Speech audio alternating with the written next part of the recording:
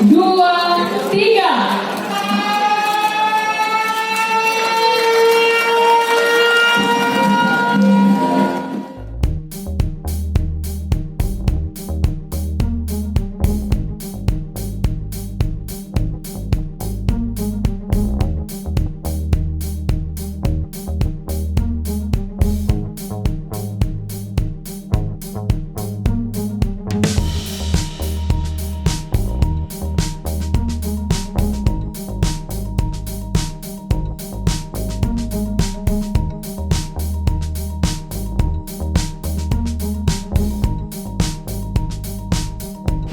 Industri ini untuk industri kecil.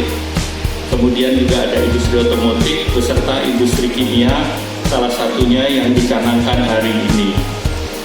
Dan kemudian kami juga melihat bahwa industri ini investasi yang direncanakan sebesar 1,2 miliar dolar dan bisa menerima lapangan pekerjaan, menciptakan lapangan pekerjaan 1.400 orang. Industri inilah yang diperlukan hari ini karena industri ini merupakan substitusi impor. Jadi untuk memperkuat cadangan devisa kita, maka industri terintegrasi yang berdiri di klaster Muara Enim ini tentunya apalagi dibangun secara bersama-sama, berkolaborasi antara perusahaan BUMN dan swasta, tentu diharapkan ini menjadi salah satu kawasan industri baru yang menurut rencana seluas 300 hektar. Dan tadi saya berbisik dengan Ibu Menteri BUMN bahwa untuk industri pionir ini sebetulnya pemerintah sudah memberikan tax holiday. Jadi tax holiday bisa diberikan.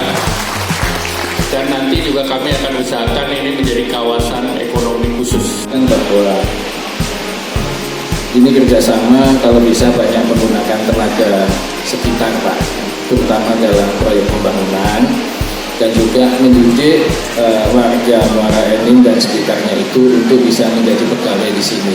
Ya, jadi itu